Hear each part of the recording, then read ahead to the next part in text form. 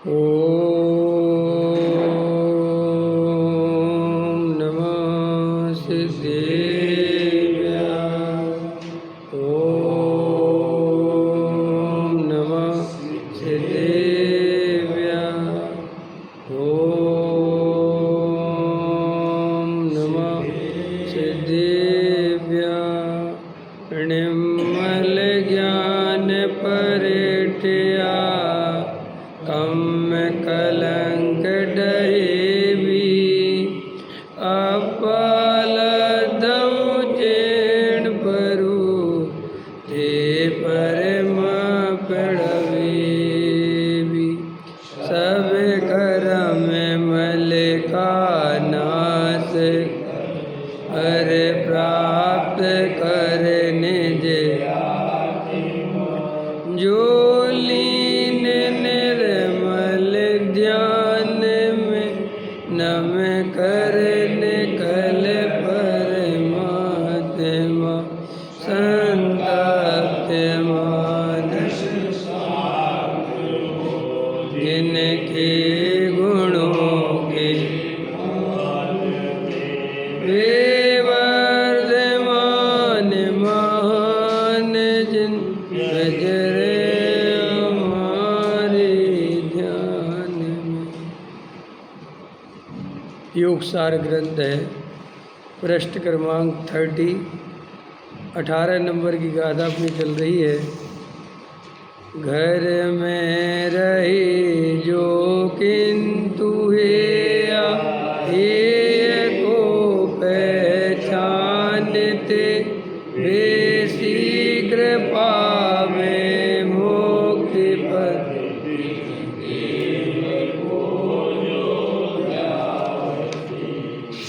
देखो पृष्ठ क्रमांक 30।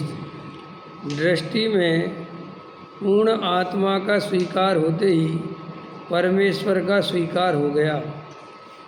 और हे ऐसे रागादि का दृष्टि में त्याग हो गया। पैसा आदि से लाभ माने उसे स्वभाव का लाभ स्वीकार कैसे होता है। एक तरफ पैसे की ममता का भाव है और दूसरी तरफ समता के पिंड का स्वभाव है। ममता के समय में भी समता का पिंड प्रभु कहीं चला नहीं गया। मात्र समता के पिंड का स्वीकार और ममता को अस्वीकार करे तो गृहस्थ आश्रम में भी धर्म हो सकता है। देखो क्या बताते हैं कि अपन गृहस्थ आश्रम में भी रहकर धर्म कब कर सकते हैं, जब अपनी दृष्टि, जब अपनापन, अपना जो अंदर त्रिकाली ध्रुव भगवान आत्मा है उसमें आ जाए और बाहर में जो रागादि विकारी भाव हैं, जो और पर द्रव्य हैं, स्त्री पुत्र आदि है, रुपया पैसा मकान दुकान है, इनमें से अपनापन निकल जाए तो अपन को जो है सम्यक दर्शन की प्राप्ति हो सकती, धर्म हो सकता है। अगर अपनी दृष्टि पर पदार्थों पर लगी रही और अपन रागी द्वेषी हैं ऐसा अनुभव करते रहे और अपने को राग शुभ अशुभ राग वाला मानते रहे तो आचार्य कहते बाहर में चाहे कितने ही उपाय करता रहे अपन को सम्यक दर्शन की प्राप्ति नहीं हो सकती। और अपन ने जन्मों जन्मों से यही किया है। समझ में आया?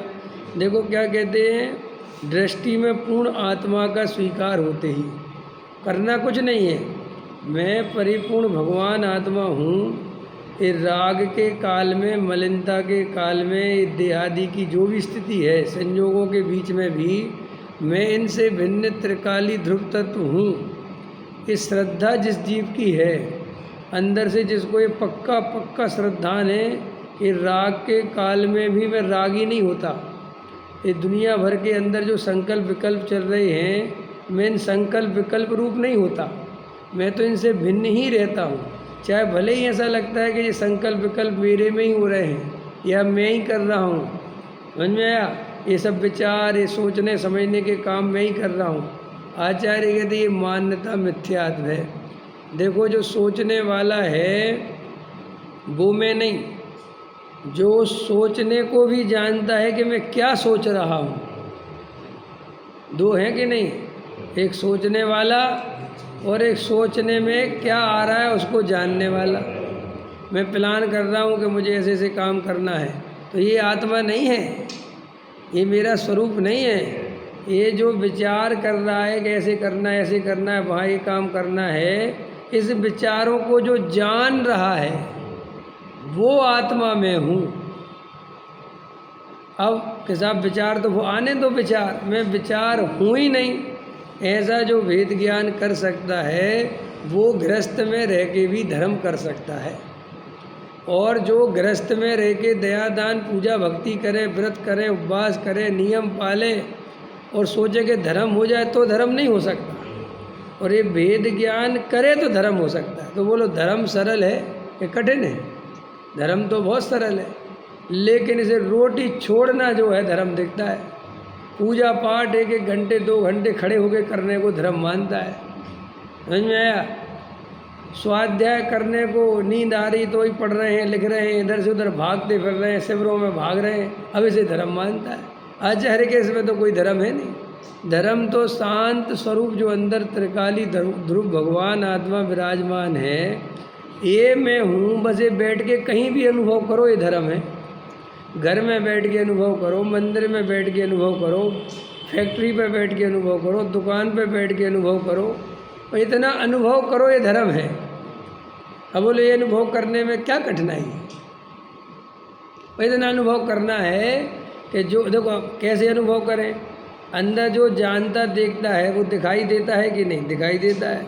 और राग देश कसाय के परिणाम दिखाई देते। अब बैठ के शांत होकर बस ये मैं हूँ और ये मैं नहीं हूँ, ये मैं हूँ और ये मैं नहीं हूँ, ये अंदर में धारा चलानी है, बस इसका नाम धर्म है। ना कोई व्रत, ना कोई उपवास, ना कोई तीर्थ की वंदना, ना कोई घंटों भगवान की, कुछ नहीं रखा इन बातों में। ये तो अपन ने पर के गीत गा गा के अनंत जन्म खो दिए। हमेशा अपन ने दूसरों को अपने से महान माना, कभी नेताओं की तरफ देखा, कभी पैसे वालों की तरफ देखा, सब पुण्य के खेल हैं, ये सब कुछ नहीं रखा। वो पैसे वाला भी कुछ काल बाद इसी मिट्टी में समाना है, बड़े बड़े नेता भी सब खत्म होना है, सिर्फ एक त्रिकाली ध्रुव ही रहना है। तो आचार्य कहते धर्म तो बहुत सरल है, लेकिन इसको सरल धर्म पसंद नहीं। इसे तो भागो भागो, कुछ करो कुछ करो कुछ करो, इसमें लगा रहता है, इसमें बुद्धि लगाता है। तो कितना सरल है धर्म?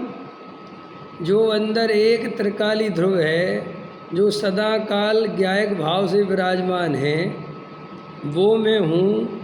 और ये जो मलिनता है, ये जो राग देश के परिणाम है, ये मैं नहीं हूँ। और ये राग देश के परिणाम मलिनता के भाव भी अपने आप ही नष्ट हो जाते हैं, इनको नष्ट करने भी नहीं जाना पड़ता। जो परिणाम अभी आया वो परिणाम थोड़ी देर बाद नहीं रहेगा। जो चिंताएं अभी हैं थोड़ी देर बाद वे चिंताएं नहीं रहेंगी। बोलो, नहीं समझ में आया? भाई आपकी 2 बेटियों की शादी हो गई, तो जब शादी नहीं हुई थी तब उनकी कितनी चिंताएं थी, बहुत विकल्प थे। अब शादी हो गई, अब वे तो विकल्प खत्म हो गए ना, लेकिन मैं तो हूँ। ऐसे ही अपन बचपन से लेके कितने प्रकार के विकल्प थे, कितनी चिंताएं, सब मिट जाती हैं और नई नई आती चली जाती है। लेकिन जीव ये भूल जाता है कि ये चिंता मैं नहीं हूँ, क्योंकि ये तो कल दूसरी थी, आज दूसरी है, कल दूसरी होगी। कल तक पैसे कमाने की थी, आज मान यश कमाने की है। कल तक घर बनाने की थी, आज कुछ और है। तो ये इच्छा मैं नहीं हूँ, ये तो बदलती रहती है, लेकिन इच्छाओं को जानने वाला मैं हूँ। ये इच्छाएं जिस पे से गुजरती हैं वो मैं हूँ। समझ में आया कि नहीं आया? मैं वो आने जाने वाली ट्रेन नहीं हूँ मैं। समझ में आया? वो जो सारी ट्रेनों को गुजरते हुए देखता है वो स्टेशन में हूँ। समझ में आया? वो तो वहीं का वहीं रहता है। निजामुद्दीन स्टेशन पर से हजारों ट्रेन रोज गुजरती है, लेकिन निजामुद्दीन कहीं नहीं जाता, वो तो वहीं रहता है। ऐसे ही अपनी त्रिकाली ध्रुव रूपी स्टेशन पर हजारों पर्याय रूपी ट्रेनें गुजरती हैं, लेकिन वो द्रव्य कहीं नहीं जाता, वो सब ट्रेनों को देखता रहता है, वो सब पर्यायों को देखता रहता है। लेकिन अज्ञानी क्या करता है? हर ट्रेन को अपना स्वरूप मान लेता है। और वो ट्रेन चली जाती है, इतने में दूसरी लग जाती है, तो ये भूल ही जाता है कि अभी तक उसे अपना मान रहा था, अब वो चली गई, अब दूसरी आ गई, अब इसे अपना मानने लगा। और ज्ञानी को यही भेद ज्ञान हो गया, यही निर्णय हो गया कि ये पर्याय मैं नहीं हूँ, ये तो उत्पन्न होती हैं और अपने आप ही नष्ट होती हैं, और मैं वो तत्व हूँ जो अनादि अनंत नित्य एक शुद्ध रूप हूँ।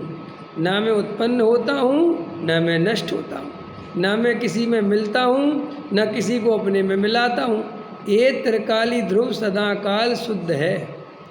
ऐसा अनुभव जो करे वो ज्ञानी है। बोलो कितना सरल है ज्ञानी होना।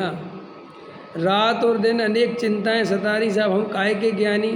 अरे भाई, चिंता जिसमें है वो मेरे में नहीं, और जहाँ मैं हूँ वो मेरे, चिंता मेरे में नहीं। तुम क्यों चिंता सोचते रहते हो। ये तो भूमिका के अनुसार ऐसे विकल्प आते हैं, समझ में आया। जैसी परिस्थिति होती है वैसे विकल्प आते हैं, लेकिन मैं विकल्प रूप नहीं होता। और ये निर्णय अगर अपन रखें तो देखो अपन सम्यक दृष्टि हो सकते हैं। इतना काम अपने को करना है बोलो, लेकिन अपन ये काम नहीं करते, और ना जाने अपन कितनी चिंताएं, कितने काम बाहर में ये कर लें धर्म के नाम पे। ये भी समझ लो टाइम पास करते हैं। दृष्टि में पूर्ण आत्मा का स्वीकार होते ही परमेश्वर का स्वीकार हो गया। बस यही भगवान बनने की विधि है।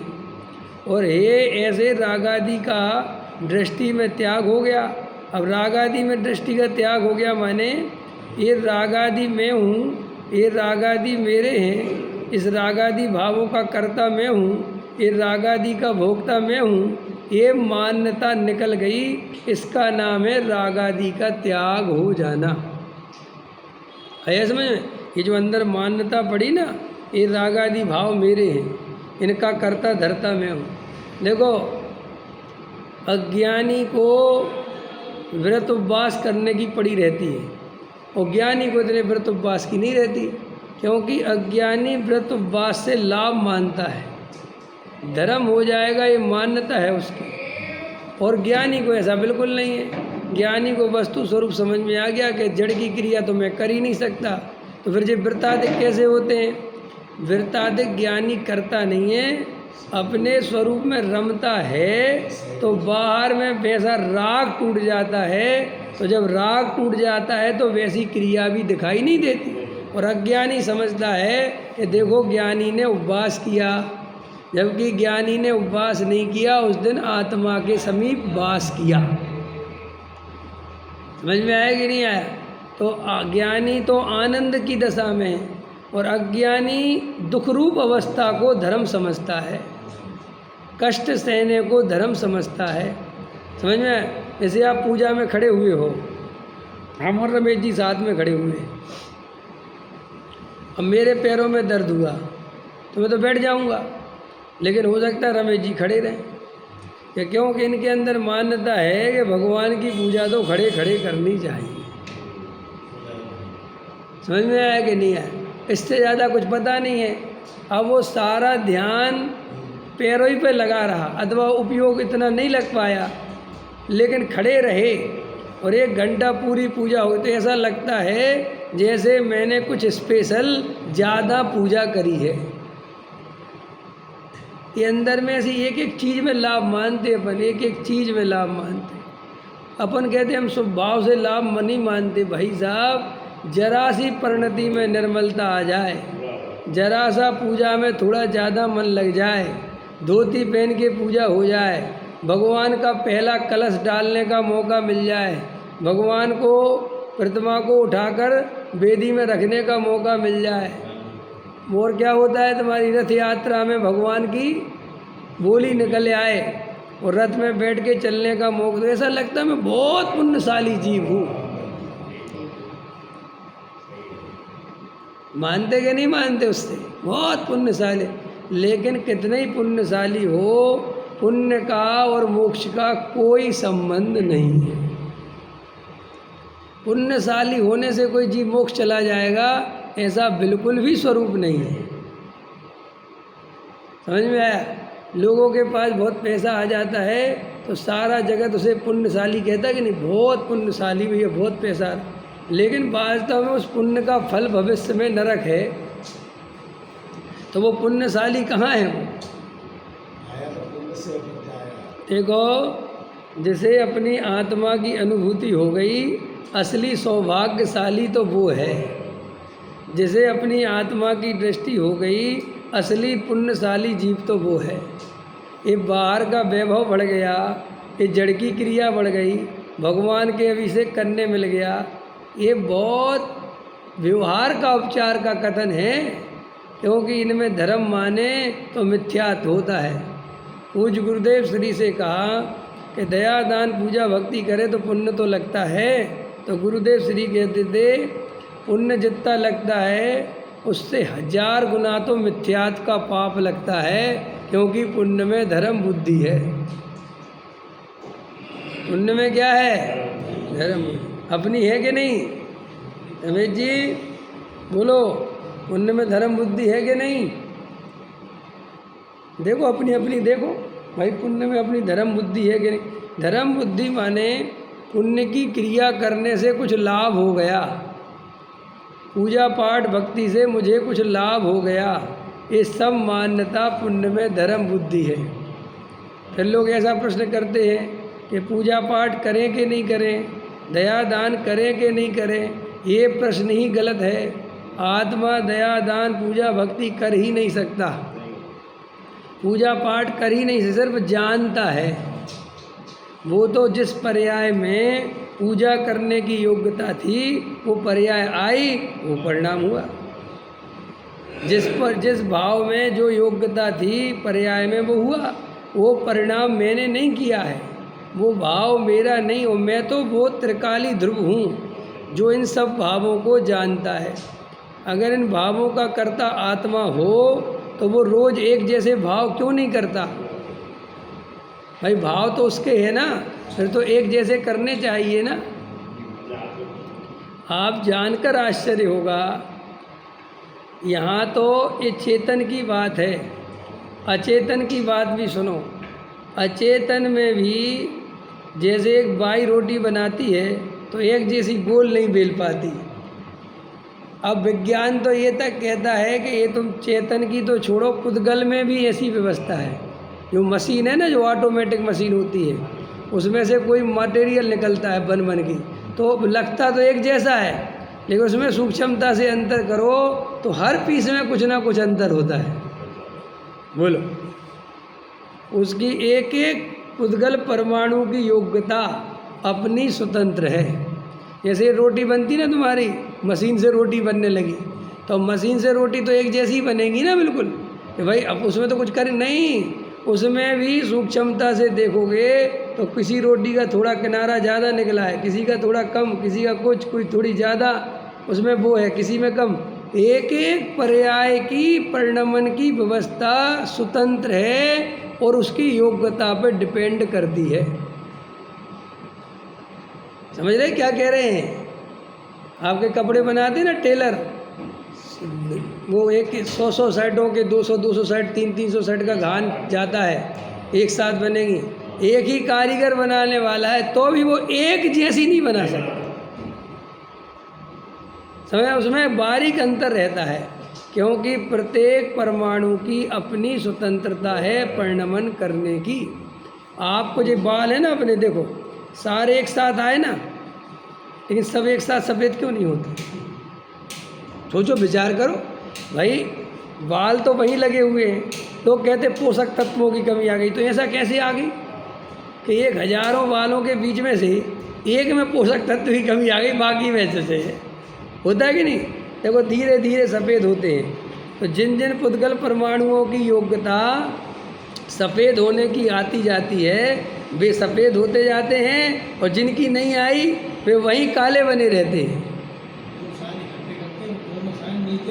साइन, हाँ साइन देख लो आप मिला के देखो, कितनी कोशिश करो वो एक जैसे होते ही नहीं बिल्कुल। अब अपन कहें कि साइन के कर्ता हम हैं तो एक जैसे करो ना भाई, तो सब ऐसा कैसे होता है? वो जो स्याही निकलती है उसके जो पुद्गल परमाणु हैं उनको जिन आकार रूप परिणमित होना है वे उसी आकार रूप परिणमित होते हैं। अब इतनी स्वतंत्रता बारीकी से अपन समझे, अपन को समझ में आ सकता है कि यार अपन वास्तव में करता धरता है ही नहीं, मुफ्त में बने फिर रहे। ऐसे ही अंदर में क्या भाव उठेंगे, क्या परिणमन होगा, वो हमारे हाथ की बात नहीं है। अभी 1 घंटे में क्या क्या भाव चलेंगे हमें नहीं पता, क्या क्या चलेंगे। तो साहब पर हम करें क्या? वह वो भाव मैं नहीं हूँ, इतना ध्यान बस रखो। और मैं वो ध्रुव हूँ, वो जो नहीं बदलने वाला सामान्य तत्व हूँ। बस इतनी श्रद्धा का नाम सम्यक दर्शन है। और हम ये श्रद्धा ना करके ना जाने क्या क्या करते रहते हैं। लोग कहाँ कहाँ भागते फिरते हैं। गर्मियों में, इतनी बड़ी गर्मी में लोग कहाँ कहाँ भागते हैं, लेकिन घर में ही बैठ के शांति से कितना बढ़िया धर्म हो सकता है, आत्मा का अनुभव हो सकता है। लेकिन शास्त्रों को समझने के नाम पर, समझ में आया, और इधर उधर कहाँ सिर फोड़ता है। और आत्मा का अनुभव करे घर में बैठ के तो बिल्कुल सरल है। तो समझ में आया कि नहीं? फिर से देखो, रागादि की दृष्टि, रागादि का दृष्टि में त्याग हो गया। 30 नंबर का पेज है, तीसरा पैराग्राफ। ये देखो क्या कहते हैं, रागादि का दृष्टि में त्याग हो गया। एक एक लाइन का अर्थ बता रहा हूँ मैं। रागादि का दृष्टि में त्याग हो गया माने राग मैं हूँ, राग मेरा है, राग का कर्ता मैं हूँ और राग का भोक्ता मैं हूँ। ये चारों मिथ्या बुद्धि निकल जाए, इसका नाम दृष्टि से राग का त्याग है। ये करने लायक है अपने को। पैसा आदि से लाभ माने, उसे स्वभाव का लाभ स्वीकार कैसे हो सकता है? बोलो साहब, पैसे से लाभ मानते कि नहीं मानते? पैसा सुख का कारण दिखता है अपने को। अपन बोलते हैं कि पैसा सुख का कारण नहीं है, लेकिन सारे सुखों का आधार पैसा दिखता है। कैसी सुख बुद्धि है पैसे में?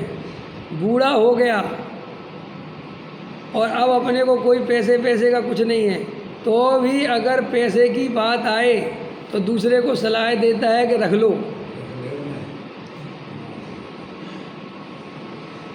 और अगर ज़्यादा कंजूस हो, कंजूस की तो बात ही क्या करें। उससे कोई कहे कंजूस आदमी से कि हम मंदिर में 5 लाख रुपए दान करना चाहते, तो पता क्या काय को कर रहे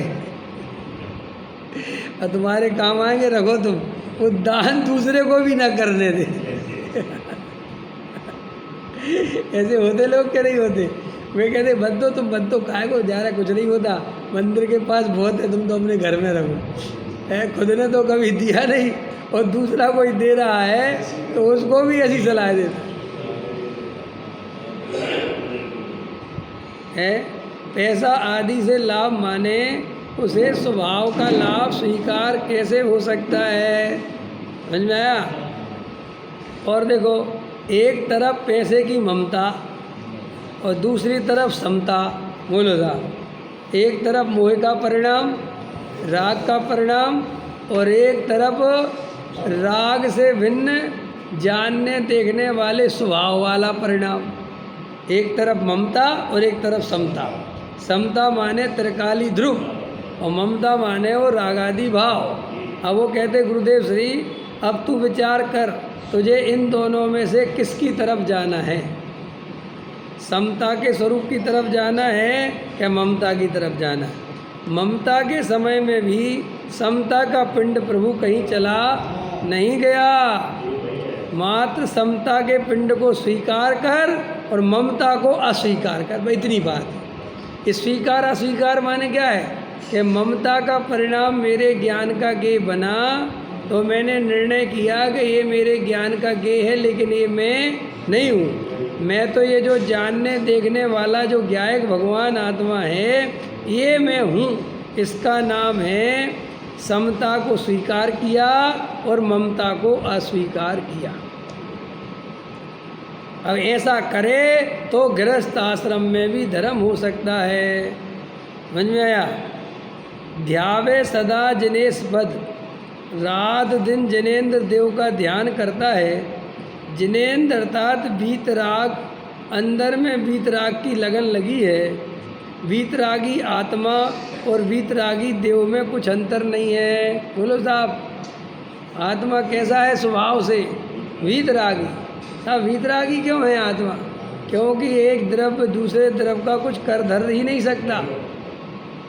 समझ में? यही तो वीतरागता है भाई। मैं किसी का अच्छा नहीं कर सकता, मैं किसी का बुरा नहीं कर सकता, तो बचता क्या है? वीतरागता। अच्छा बुरा करे तो वीतरागता खंडित हो, लेकिन एक द्रव्य दूसरे द्रव्य में कुछ कर ही नहीं सकता। तो साहब फिर अपन वीतरागी क्यों नहीं हुए? हमने ये बात स्वीकार नहीं करी। ऐसा होते हुए भी इसीलिए हम लोग ये संसार में भटक रहे हैं। आया समझ में देवेंद्र जी क्या कह रहे हैं? वीतराग, अंदर में वीतराग की लगन लगी। वीतरागी आत्मा और वीतरागी देव में कुछ अंतर नहीं है। समकिति ग्रस्त आश्रम में हो, धंधे में पड़ा हो, हजारों रानियों के वृंद में पड़ा हो, तो भी उसे दिन रात वीतराग शुद्ध आत्म स्वरूप ही आदरणीय है। ये श्रद्धा की बात है, ये परिणति की बात नहीं है। इस श्रद्धा में और हम परिणति में अंतर नहीं जानते। जो हमारी व्यक्त परिणति होती है, जो हमारे परिणाम होते हैं, जो हमारा उपयोग होता है, ये सब चारित्र मोह की दशा है। और जो हमारी श्रद्धा है वो हमारी अंतरंग में वो दृष्टि का विषय है। माने जो हमारी श्रद्धा है वो ये परिणति में व्यक्त नहीं होती है, वो अंदर रहती है। और हम इस परिणति पे ही नज़र रखने के कारण इस परिणति को देखते हैं और उससे ही जजमेंट करते रहते हैं। ये हमारी सबसे बड़ी प्रॉब्लम है। आया समझ? क्योंकि हमें श्रद्धा और चारित्र का अंतर पता। जैसे देखो, कल डॉक्टर साहब प्रवचन में ले रहे थे कि हम लोग उपयोग की चर्चा कर करके उपयोग के इतने दीवाने हो गए हैं कि हमें शुद्ध परिणति का ज्ञान ही नहीं बचा। नहीं समझ में आया? हम लोग धर्म मानते ही उपयोग से हैं। जैसे अपन मंदिर में आए और अपने दया दान पूजा रूप भाव हो गए तो शुभ उपयोग हो गया, और दुकानदारी में चले गए तो शुभ उपयोग हो गया। यही है ना बराबर। और अगर आत्मा में लीन हो जाए तो शुद्ध उपयोग हो गया। तो हमारे सारे धर्म का आधार ये उपयोग बना हुआ है। अशुभोपयोग हुआ तो हम पापी हो गए, शुभोपयोग हुआ तो हम कुछ धर्मात्मा हो गए। और अगर आत्मा का ध्यान हो जाए तो पूरे धर्मात्मा हो जाए। बराबर के नहीं? अब आचार्य कहते हैं जो उपयोग की दृष्टि वाला है वो पर्याय दृष्टि है। समझ में? क्योंकि उपयोग तो हर क्षण बदलने वाली अवस्था है, और तू अपना आकलन उन बदलते हुए उपयोग से करता है कि जैसे अशुभोपयोग हो गया तो मैं कैसा हो गया? पापी हो गया। और शुभोपयोग हो गया तो मैं धर्मात्मा हो गया। ऐसी मान्यता वाले के शुद्ध उपयोग तो होता नहीं। समझ में आया कि नहीं आया? लेकिन ये स्वभाव रूप जो उपयोग हुआ है ये मैं नहीं हूँ, ये मेरा स्वरूप नहीं है, इस तरफ हमारा ध्यान ही नहीं जाता। पकड़ में आ रहा है? हमारा रात दिन जो धंधा चल रहा है अंदर में, इस शुभोपयोग अशुभोपयोग। अशुभोपयोग हो गया तो पापी और शुभोपयोग हो गया तो धर्मात्मा। लेकिन ये उपयोग में हूँ ही नहीं, ये शुभ अशुभ भाव में हूँ ही नहीं। ये अंदर में जो मान्यता चाहिए, ये जो श्रद्धा चाहिए, इस तरफ हमारा ध्यान ही नहीं है। तो कल डॉक्टर साहब ले रहे थे, बहुत मार्मिक बात थी वो, कि हमने उपयोग को इतना बड़ा समझ लिया है कि हम 24 घंटे उपयोग को संभालने में लगे रहते हैं। काहे में लगे रहते हैं? संभलता नहीं हमसे, ये बात अलग बात है, लेकिन हमारी सारी ताकत है, जो हमारी चेष्टा है वो काहे में है। देखो, चलो मंदिर चलो साहब, कम से कम अशुभोपयोग से बच जाएंगे। कम से कम 2 घंटे स्वाध्याय कर लो, अशुभोपयोग से तो बच जाएंगे। हम भैया जितना बने उतना शुद्ध भोजन खा लो, पाप से बच जाएंगे। यही है ना, 24 घंटे की चेष्टा क्या है, पाप से बच जाएं और हमारा उपयोग शुभ भाव में परिणमित रहे तो वो बहुत बढ़िया है। हम शुभ भाव में धर्म तो नहीं मानेंगे, लेकिन उपयोग कैसा रहना चाहिए, शुभ उपयोग। अब वो आचार्य कहते हैं कि ये उपयोग संभालने के चक्कर में मेरी श्रद्धा कहाँ जा रही है, तो उस तरफ इसका ध्यान ही नहीं जा रहा। मेरी मान्यता क्या बनी हुई है, मेरे अभिप्राय में क्या पड़ा हुआ है, उस तरफ ध्यान ही नहीं है। समझ में आया? जैसे क्या है कि किसी के अंदर कैंसर हो, समझ में आया, और कैंसर पे तो ध्यान दे नहीं रहा, और कभी सर्दी जुकाम खांसी हो गई, कभी थोड़ा और कोई बात, तो उस पर ध्यान देता रहता है। ऐसे ही अंदर में मेरे मिथ्यात्व है, और ये दया दान पूजा पाठ, इनमें कोई बहुत बड़ी चीज़ नहीं है कि कम है कि ज़्यादा है, इनसे कोई फ़र्क नहीं पड़ता खास। अंदर में मेरी मान्यता क्या है वो बहुत में इम्पोर्टेंट चीज़ है, लेकिन उस तरफ हमारा ध्यान ही नहीं जाता।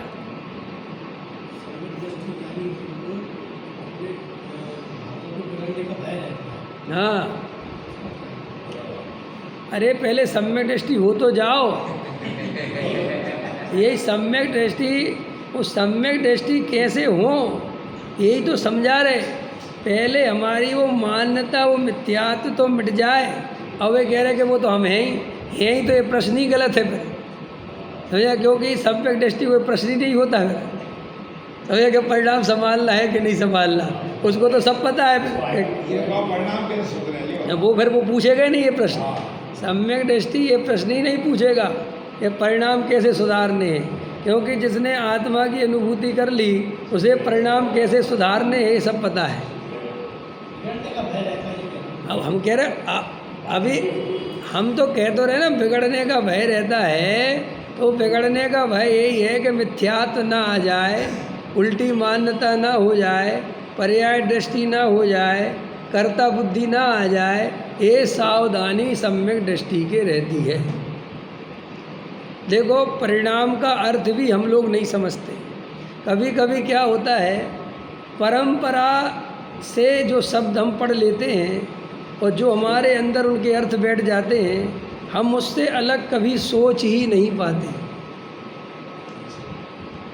जैसे ये तो पूज्य गुरुदेव श्री आए और उनके महाप्रताप से अपन को ये मिथ्यात्व सबसे बड़ा पाप है, ये बात पता चली। पहले और अभी भी जो गुरुदेव श्री से दूर हैं उन्हें मिथ्यात्व पाप है, मिथ्यात्व का त्याग करना चाहिए, ये बात ही नहीं है बिल्कुल।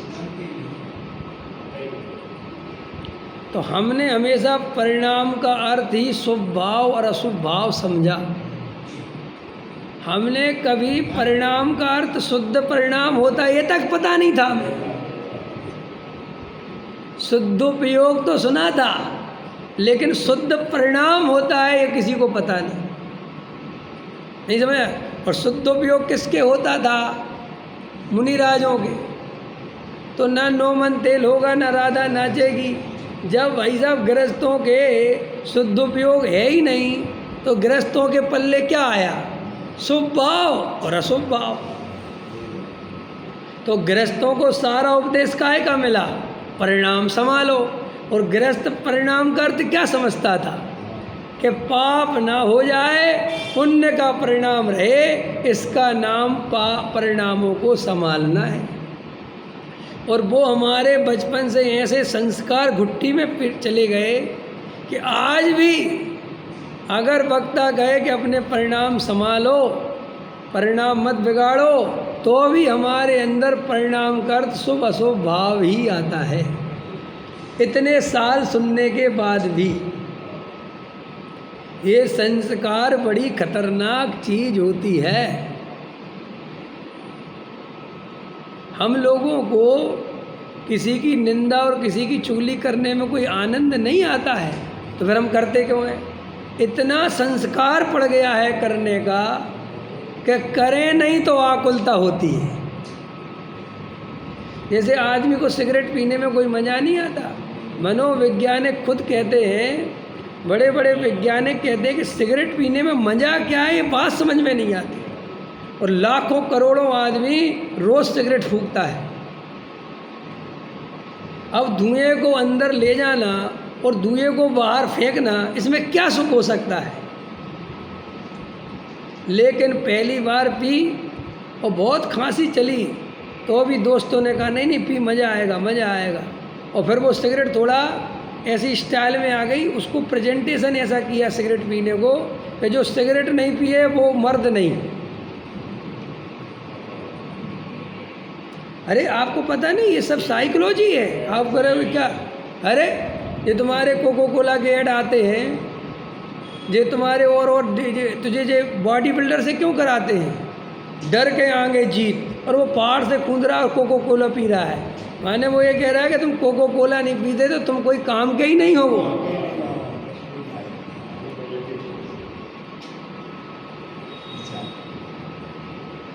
क्या क्या एक हमारे एक मित्र हैं, अब मित्र क्या, अभी तो ठीक है जो भी है, तो अब उससे दाढ़ी रख ली उनने, तो हमने उनसे कहा कि तुझे दाढ़ी वाड़ी क्यों रख दे। बोले थोड़ा बड़ा बड़ा सा लगता हूँ यार, दाढ़ी के बिना बच्चा सा लगता हूँ। तो हमने कहा बच्चे लगते तो बढ़िया बात है, अरे 50 साल की 30 साल की उम्र का बच्चे लगो तो बढ़िया, लगना क्यों तुम्हें बड़ा। ये क्या करें, ऐसे कोई आदमी सिगरेट पी गए, कोई आदमी दारू पी गए, ये कुछ नहीं, इनमें कुछ दम है ही नहीं। और फिर वो संस्कार पड़ गया, वो संगति में रह रहे। क्यों, अब जैसे 4 दोस्त बैठे, अब वे सिगरेट पी रहे, ये नहीं पी रहे, तो पता कहता है तू तो बच्चे ही है, तू तो मम्मी के पल्ले ही से बंधा रहे, क्या करे। अब उसको बेचारे को ऐसा बोल दिया कि मम्मी के पल्ले से बंधा रहे, उसके अहंकार को चोट लग गई। अब वो 20-22 साल का हो गया तो वो कहता है मैं मम्मी के पल्ले से नहीं बंधा, तो सिगरेट पी। और एकदम गुस्से में आगे लाओ पी के दिखाता हूँ। और बेचारे ने पी, बहुत खांसी चली, कुछ नहीं ऐसे ही पी के सब सीख जाएगा। 2-4 दिन में काम भोग बंधन की कथा। ऐसे अपन को कसायों में जीने की, राग द्वेष करने की, आकुलता में जीने की इतनी आदत पड़ गई है कि यदि आकुलता करने ना मिले तो आकुलता हो जाए। देखो आप घर में शांति से बैठे हो, कोई आकुलता का काम नहीं है, और हम आपके घर से निकले, हमने कहा बसंत जी बहुत बढ़िया यार, आपको तो आज बहुत अच्छा है, आपको कहीं नहीं जाना। और बसंत जी अंदर ही अंदर कह रहे यही तो दुख का कारण है कि कहीं नहीं जाना। ऐसा होता है कि नहीं होता है। सब जा रहे हो और अपन नहीं जा रहे हो तो इसको बड़ी आकुलता होती है, जबकि सब समझा रहे हैं कि वहाँ जाके धक्के खाने हैं, वहाँ रोटी भी ढंग से नहीं मिलेगी, तो भी कहता है यहाँ से तो अच्छा कुछ तो होगा। क्या ऐसे अंदर में अपने चलता है, ये अंदर में ऐसी मान्यता प्रबल पड़ी हुई है आकुलता में जीने। इसलिए अगर 2 दिन काम नहीं मिले आदमी को तो भाई साहब मर जाए वो। देखो ये जो नेता वगैरह होते ना, ये तब तक बूढ़े नहीं होते जब तक इनको पद मिलता रहता है। इनसे तुम पद छीन के देखो, इनके हाथ पैर घुटने उसी दिन खराब हो जाएंगे।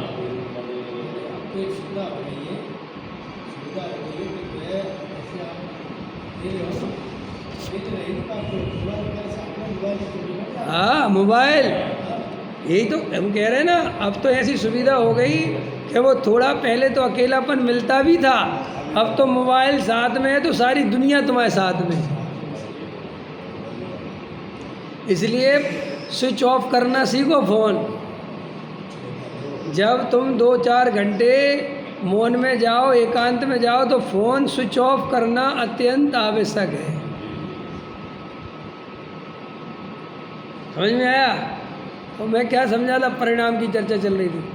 परिणाम बिगड़ने का भय का अर्थ ही हम गलत समझते हैं। भाई मिथ्यात्व से खोटा कोई परिणाम जगत में नहीं है।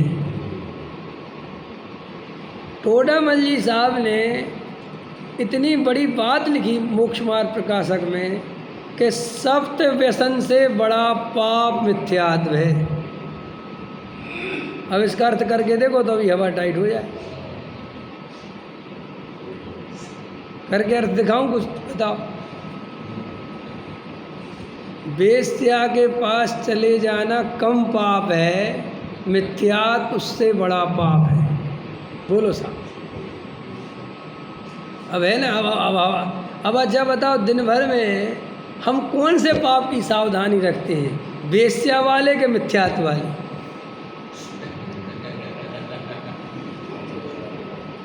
विचार करके देखो भाई, हमारे जीवन में सप्त व्यसन तो है ही नहीं, लेकिन हम लोग मिथ्यात्व जैसा पाप अंदर लेके घूमते रहते हैं। और सप्त व्यसन ना हो जाए इसकी पूरी सावधानी, लेकिन जब मिथ्यात्व ना हो जाए, यही तो दिक्कत हुई, यही तो जन्म जन्म निकल गए। हम मिथ्यात्व का नाश कर ही नहीं पाए, क्योंकि हम मिथ्यात्व को पहचान ही नहीं पाए। हमने जब भी पहचाना, केवल शुभ अशुभ परिणति को पहचाना।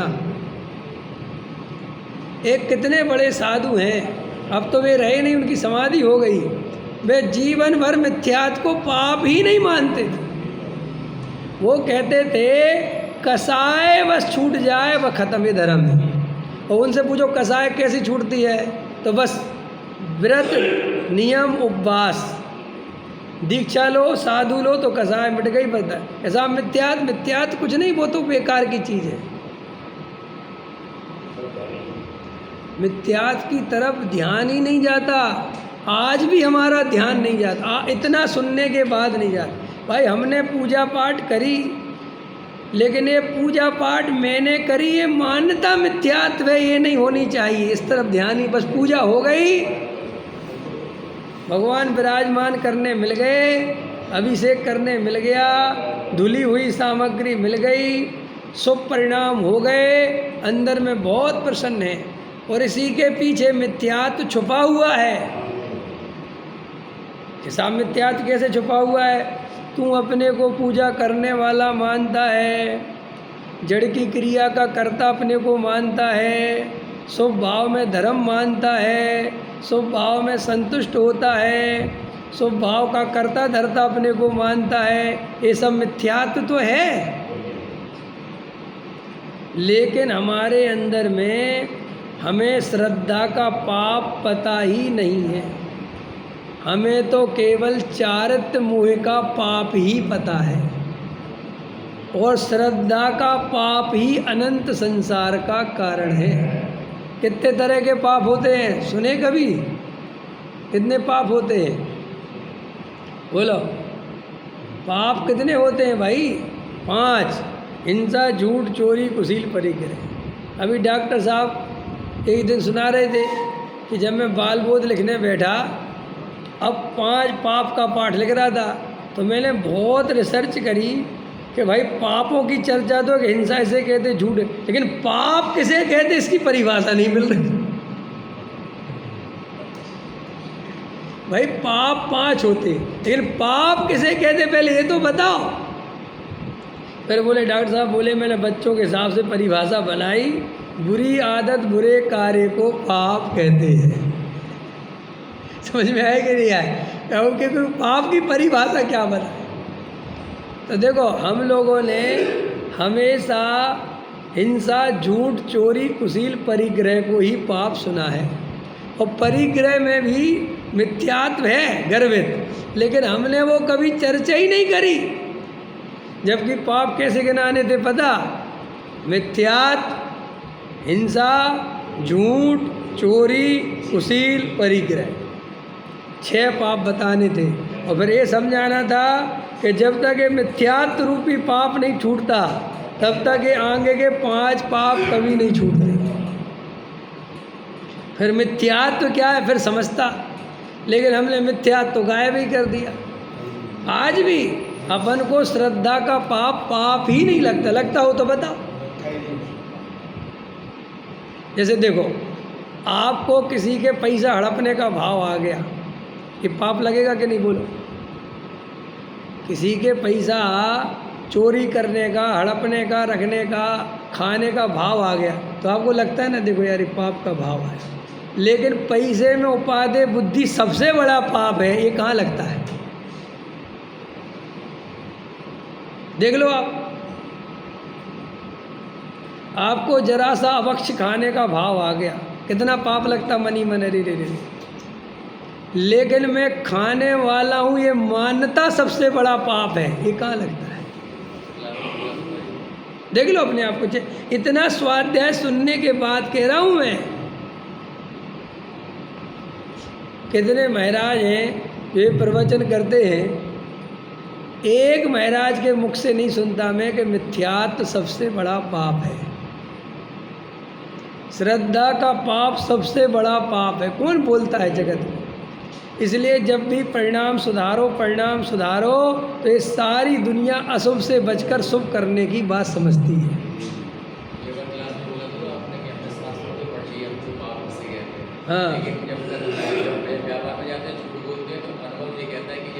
हाँ, वो तो वहाँ लाभ बुद्धि पड़ी है। झूठ बोलना पाप है कब? जब हमारा कोई झूठ पकड़ ले तब।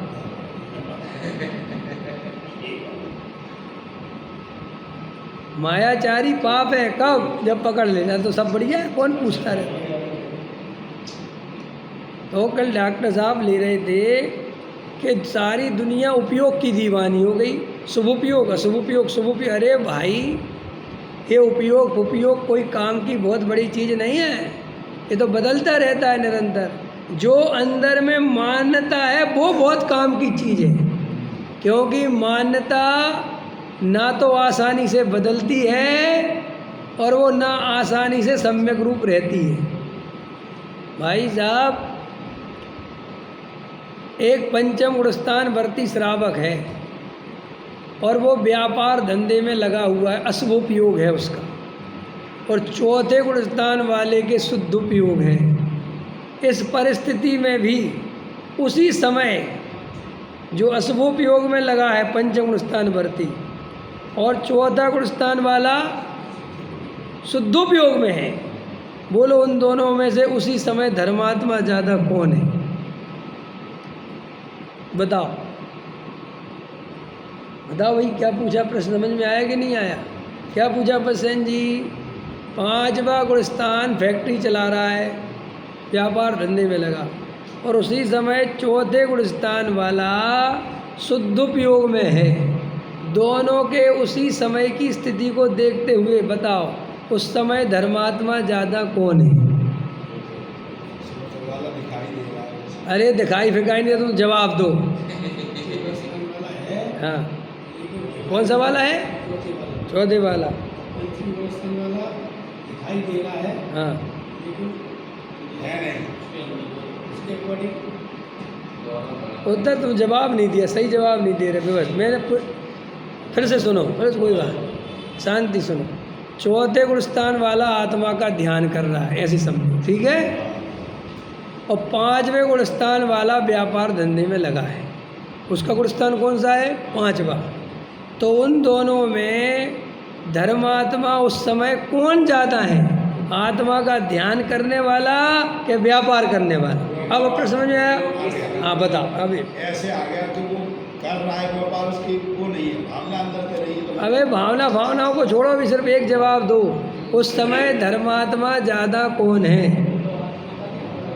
जो आत्मा, एक जे जवाब, एक करेक्ट हुआ, जो आत्मा का ध्यान कर रहा है वो।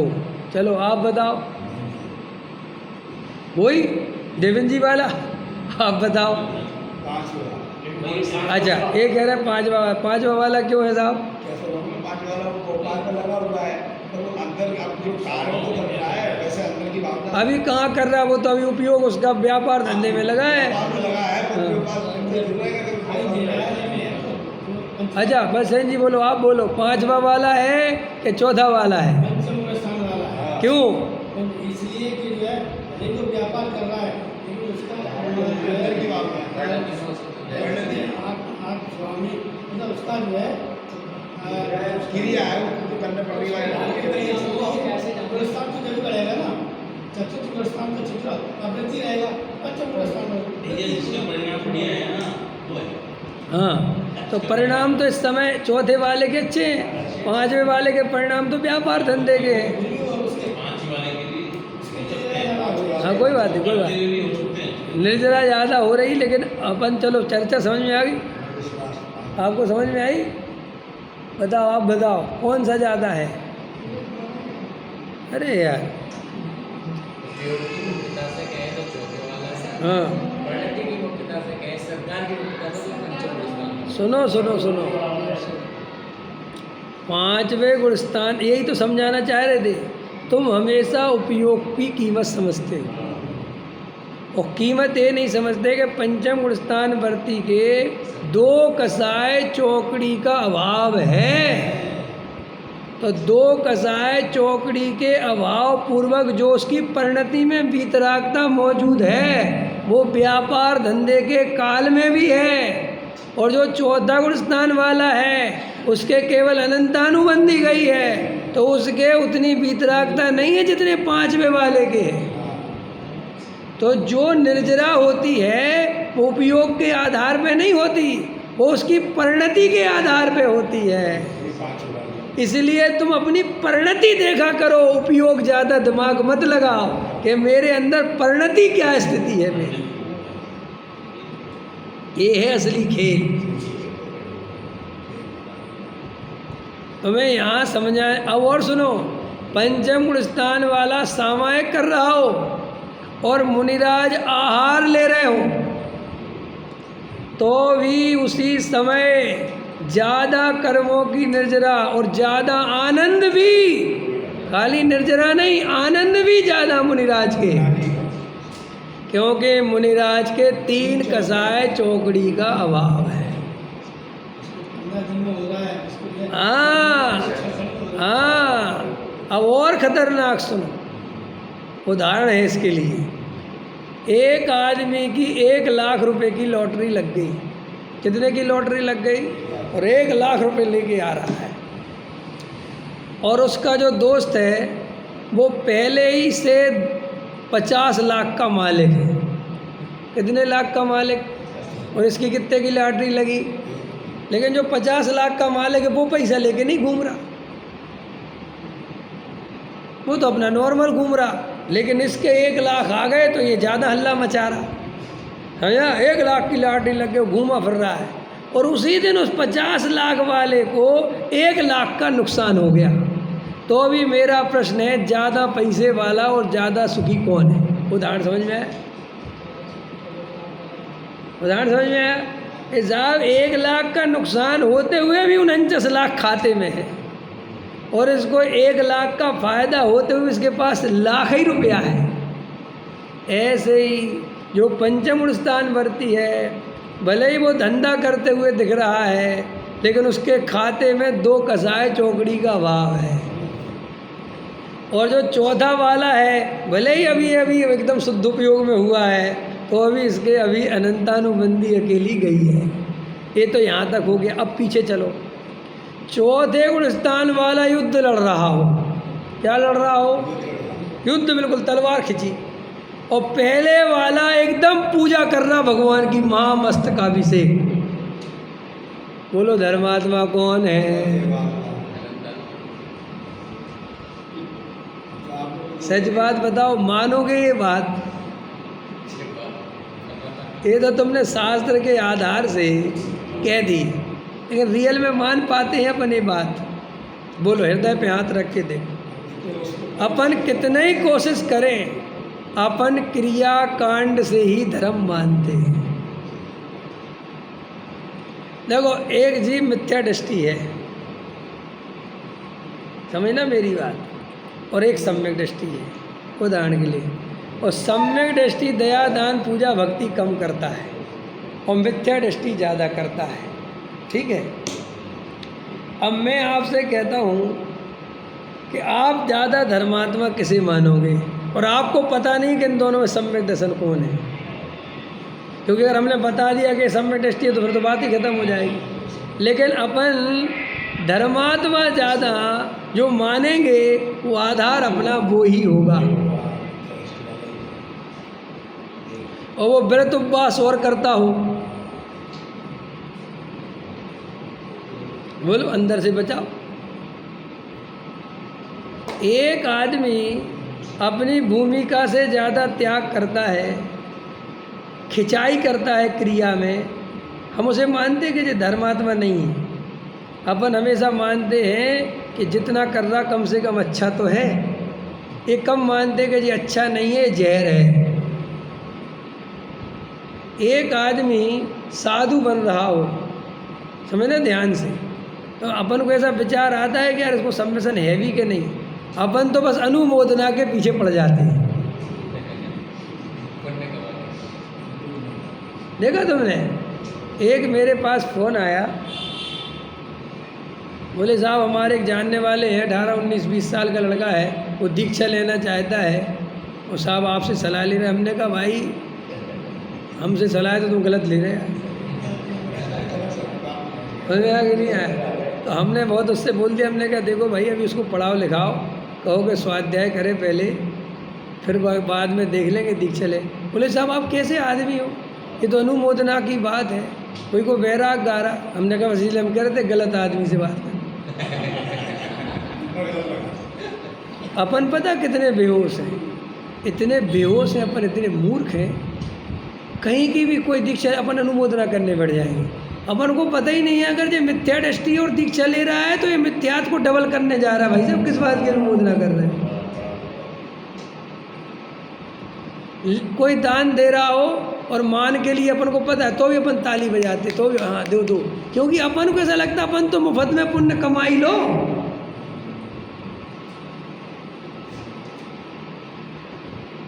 क्यों अपन को जो पुण्य कमाने की इतनी आदत पड़ी हुई है? क्यों अपन को जो अनुमोदना करने की आदत पड़ी है? ऐसे ही कोई खूब दयादान पूजा व्रत उपवास कर रहा हो, भले उसकी भूमिका नहीं, अपन को पता है कि जे ऊट पटांग व्रत पाल रहा है, कहीं का ईट कहीं का रोड़ा पाल रहा है, ये गुणस्थान इसका है नहीं, अपन देख रहे हैं बराबर, क्योंकि क्रिया व्यवस्थित जैसी चाहिए वो कहीं की, तो भी अपन उसे धर्मात्मा मानते हैं।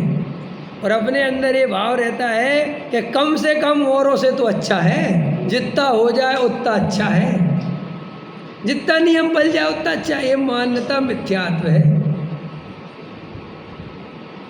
बोलो, और ये हमें मिथ्यात्व लगता है। हम कोई भी नियम कहीं भी ले लेते हैं और उसका प्रदर्शन करने से नहीं चूकते। पता है तुमने कि कहाँ का नियम है, कैसे लिया जाता है? पढ़ा भी है तुमने वो नियम के कैसे होता है जो तुमने ले लिया है? बताओ, बिना पढ़े बिना समझे जो नियम ले रहा है उसका नियम उसे कितना फायदा देगा भाई?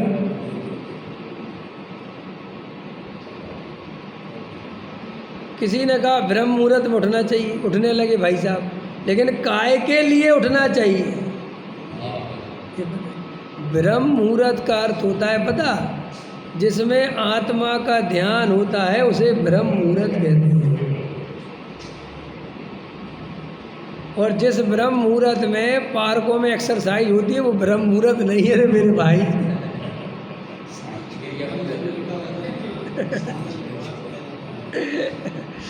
अब अभी आपको क्लियर हो गई ना बात, बैठ गई ना दिमाग में कि हमें वो अंदर में सब छोड़ छाड़ के अंदर की मान्यता देखनी चाहिए। श्रद्धा का पाप सबसे बड़ा पाप है, ये ध्यान देना चाहिए।